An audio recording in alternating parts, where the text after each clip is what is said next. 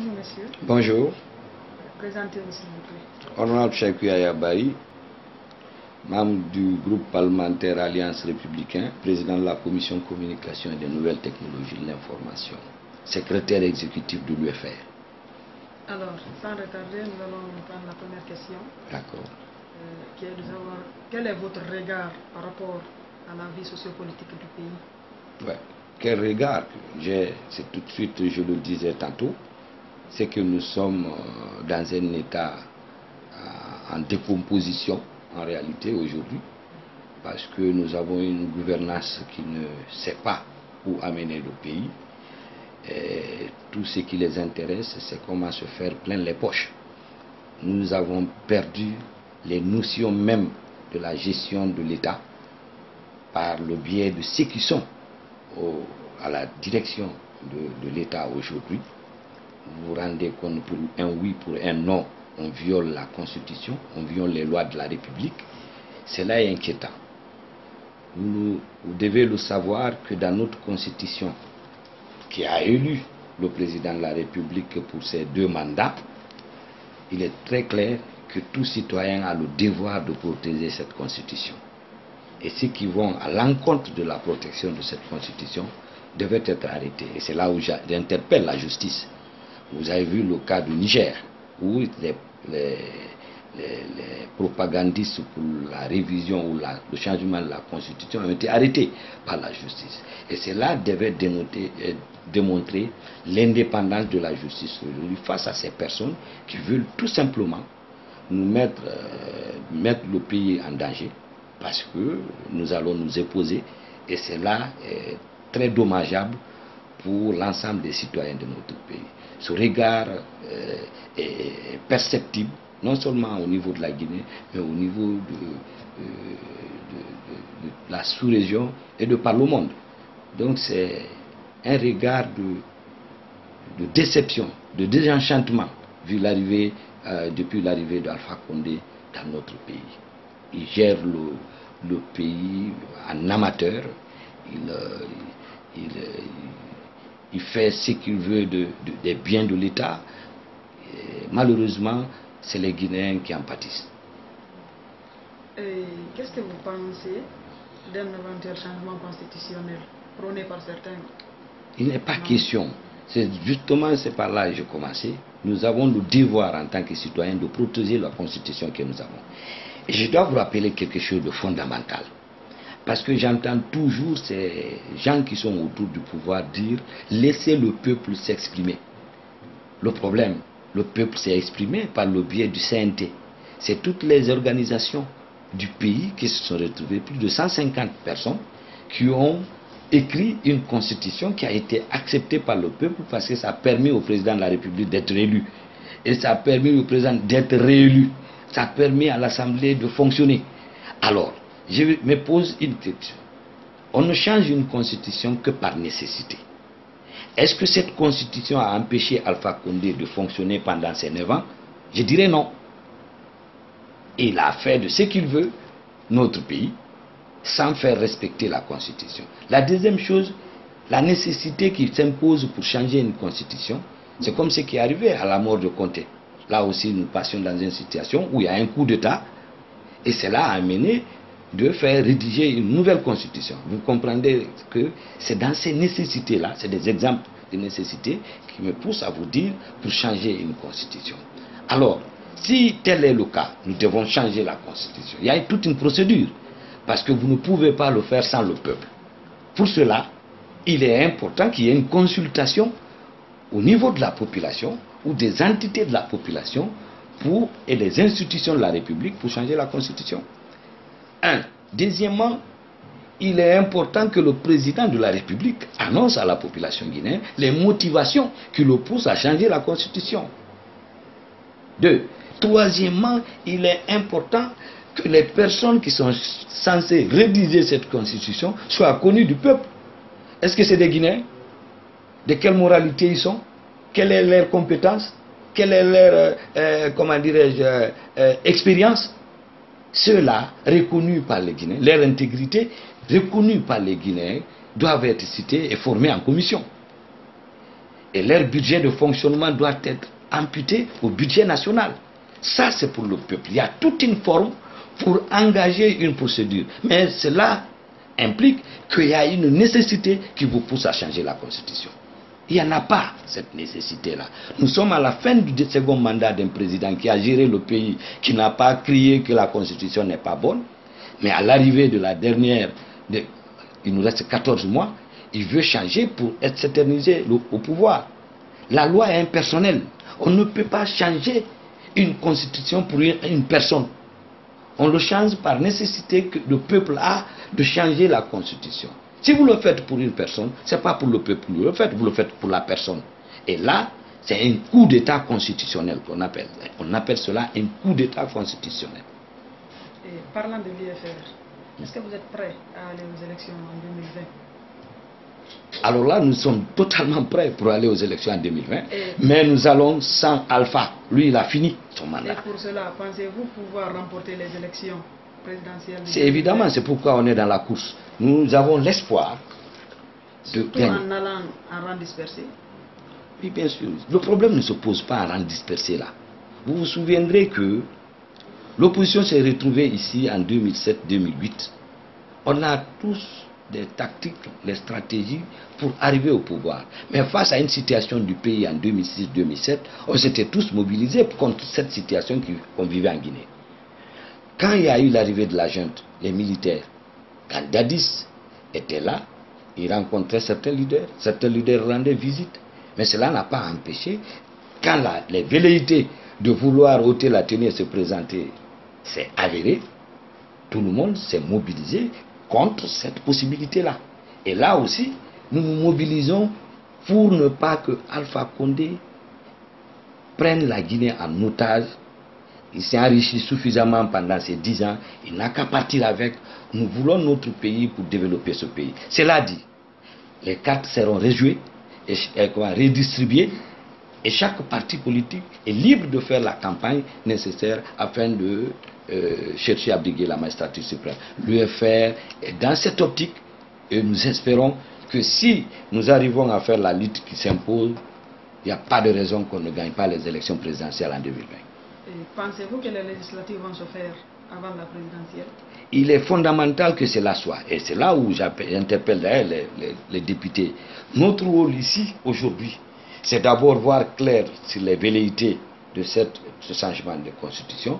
Deuxièmement, c'est pour empêcher que certaines lois, comme on vient de faire, on a relayé une loi qu'ils ont envoyée à l'Assemblée, un avant-projet de loi qui vous ont voulu nous faire voter sur l'antiterrorisme, où les droits des citoyens étaient totalement bafoués, ces citoyens guinéens.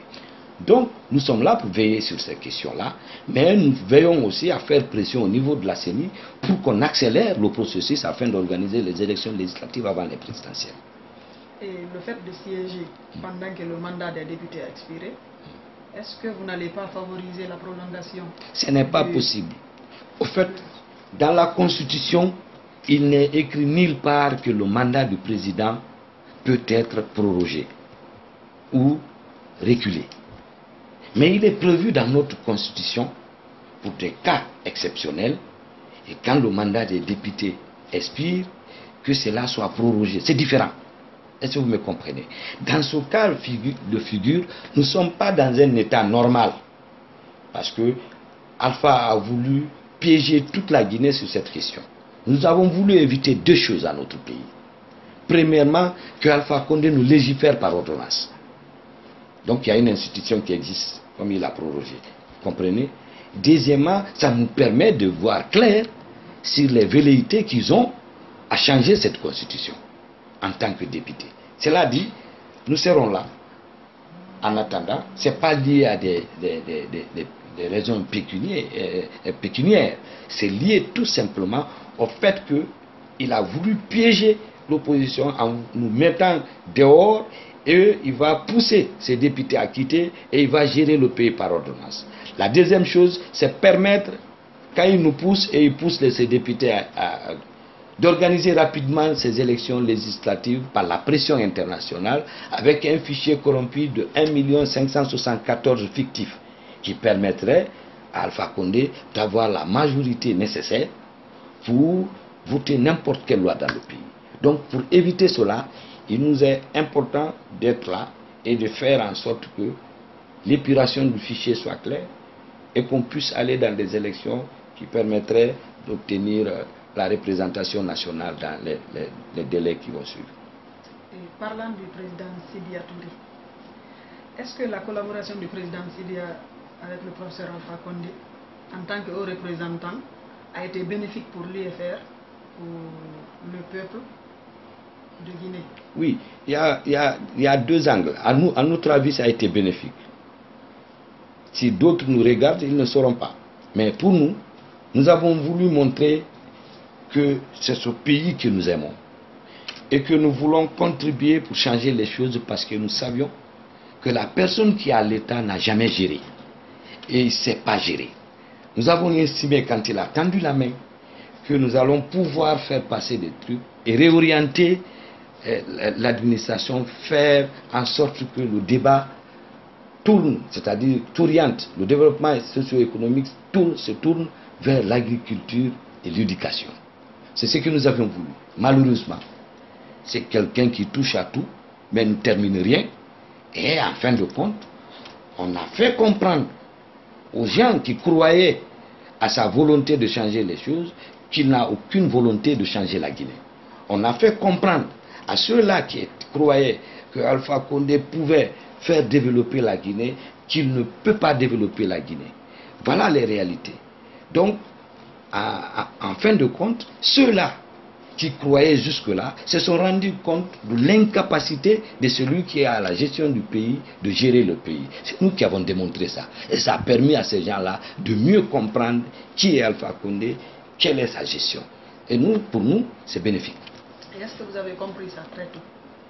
Oui, nous avions compris. Mais est-ce que la population l'avait compris? Non. Elle n'a pas compris cela. Mais il fallait démontrer. Par notre présence, ça a été démontré. De l'incapacité du chef à faire quelque chose. Parce que n'oubliez surtout pas que nous avons une population à 80, selon les statistiques qui ne sont même pas fiables en Guinée, % d'analphabètes. Quand on dit analphabète, en français, bien sûr. Donc, comme la gestion est tournée vers cela, ils avaient du mal à comprendre pourquoi nous n'arrivons pas à nous en sortir.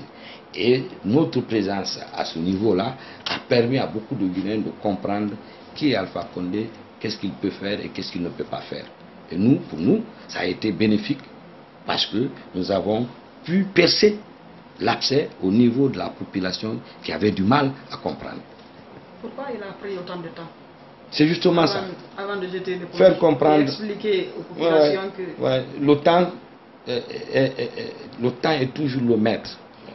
Nous avons pris le temps parce que pour faire passer un message auprès d'une population, ça prend toujours le temps.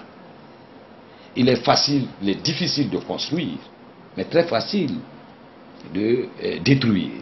Et pour construire une compréhension de la population qui croyait à Alpha, qui croyait à sa capacité, il fallait du temps.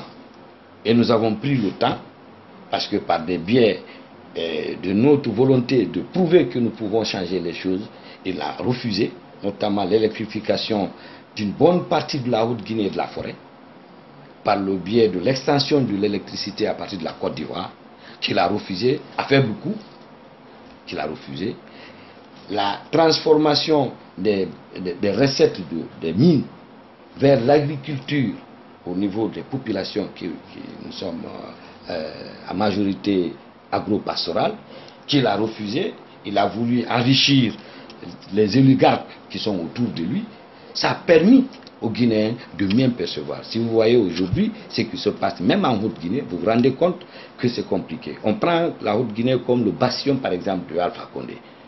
Mais dites-moi quelle est la région de la Guinée où il y a eu plus de manifestations pour un problème d'eau, un problème de route, un problème de pont que la Haute-Guinée. Il n'y en a pas eu. Donc ça prouve à suffisance. Ce n'est pas parce qu'il a du sentiment pour ses populations. Il est arrivé parce qu'il veut être chef, mais pas pour rendre service à la population guinéenne. Et parlant des élections présidentielles de 2020, Est-ce qu'il y aurait une possible alliance entre l'UFR et l'UFDG? Pourquoi vous pouvez poser cette question? Pourquoi pas l'UFR et le PDN? Pourquoi pas l'UFR et le PADES? Pourquoi l'UFDG? Pourquoi cette question orientée vers l'UFDG? Oui, bon, parce que... C'est la question que je vous ramène. On estime actuellement dans le pays qu'ils ont la majorité. C'est ce que vous estimez? Bon, selon les élections, les résultats des élections présidentielles de 2010 et de 2015, et l'UFDG a montré sur le terrain qu'ils étaient deuxièmes. Je vais vous dire quelque chose. Le problème de la politique n'est pas statique. La politique est dynamique. Je vais vous donner un cas. Vous avez vu Ibeka du Mali. Quand il arrivait à la présidence, vous savez combien il avait comme député à l'Assemblée? Il était seul. C'est lui seul qui représentait son parti politique. Mais il est arrivé comme président. Vous comprenez? Ça veut dire que les présidentielles, c'est un homme face à un peuple. Ce n'est pas un parti face à un peuple. C'est l'homme, sa crédibilité, ses compétences, la situation du moment qui se présente, qui permet à l'homme d'arriver.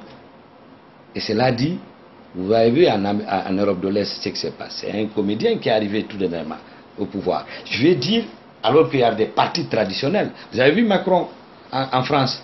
Il n'avait pas de parti politique. Il y avait des partis traditionnels qui sont majoritaires à l'Assemblée à l'époque, quand il arrivait.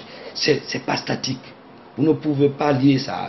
C'est un homme face à un peuple. Et nous estimons, vu l'expérience de Sidia, vu sa capacité de gérer, vu le fait qu'il a un carnet d'adresses fourni, vu qu'il a une possibilité de faire une comparaison parce qu'il a géré ailleurs avant d'être en Guinée, je pense que en mettant ça en avant, les Guinéens, s'ils sortent de ce positionnement ethnique ou régional, qui est subjectif, je crois qu'il y a toutes les chances d'amener Sidya Touré pour nous aider à réorganiser notre État.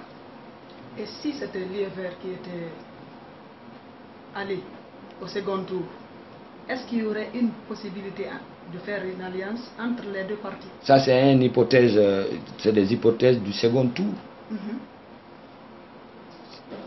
Je crois que c'est des suppositions que nous sommes en train de faire. Rien n'empêche l'UFR de gagner dès au premier tour, quand les cartes sont rejouées. Donc, c'est des hypothèses. Et cela dépend du moment. Quand ça arrivera, ben on verra. Pour l'instant? Pour l'instant, on se bat à l'interne, faire en sorte que notre parti soit plus visible, et plus encore visible au niveau national et au niveau international. Et ce travail est en train d'être fait. Je crois que nous gagnons du terrain. Une dernière question. À l'interne, vous vous battez tout seul, vous, membres responsables et militants de l'Union des forces républicaines de Guinée. Aujourd'hui, vous appartenez à un front où il y a des partis politiques, notamment l'UFDG, tous les autres partis politiques de l'opposition, pour barrer la route à une modification ou à une nouvelle constitution qui pourrait être aujourd'hui promis par les responsables de la mouvance. Alors, comment ça se passe, la collaboration entre vous et les autres formations politiques, mais aussi la société civile? Je dis bien que on ne réinvente pas la roue. On avait fait pareil en 2006-2007. J'ai dit les forces vives, on les a créées. Je vous rappelle que j'ai été vice-président de la commission d'organisation, la concertation des forces vives en 2006-2007. Où il y avait Pascal Tolno qui était président de la commission. À l'époque, Kabele, qui a été ancien ministre, était bâtonnier de l'ordre des avocats. Il était bâtonnier de l'ordre des avocats et rapporteur. Mahadjousso des droits de l'homme était président de cette concertation. On a tenu 3 jours ici, on a sorti 3 documents, économiques, sociaux et politiques, qui a permis donc de parler d'une éventualité d'un premier ministre en République Guinée. Et la suite, vous savez ce que ça a donné, l'arrivée de Kouyaté par la suite. Donc je vous dis que le combat est commun. À partir du moment où le combat est commun, c'est face à tout ce qui nous lie. La Constitution lie l'ensemble des partis politiques et l'ensemble des sociétés civiles dans un pays. Donc cela dit, si on veut violer cette constitution, il est de notre devoir, des stratégies en commun, afin de protéger cela d'abord, avant d'aller vers des combats de personnes ou d'entités. Des militants de votre parti sont arrêtés dans certaines localités de la Basse-Côte, parce que c'est des endroits où le pouvoir en place a tenté d'organiser des manifestations en faisant passer cette idée de modification de la Constitution, alors que les vôtres s'y sont opposés. Écoutez, ce n'est pas que des militants de l'UFR. Bon, on dira que les militants de l'UFR sont plus visibles dans ça. Mais je pense que c'est des militants du Front National pour la défense de la Constitution qui sont arrêtés ci et là.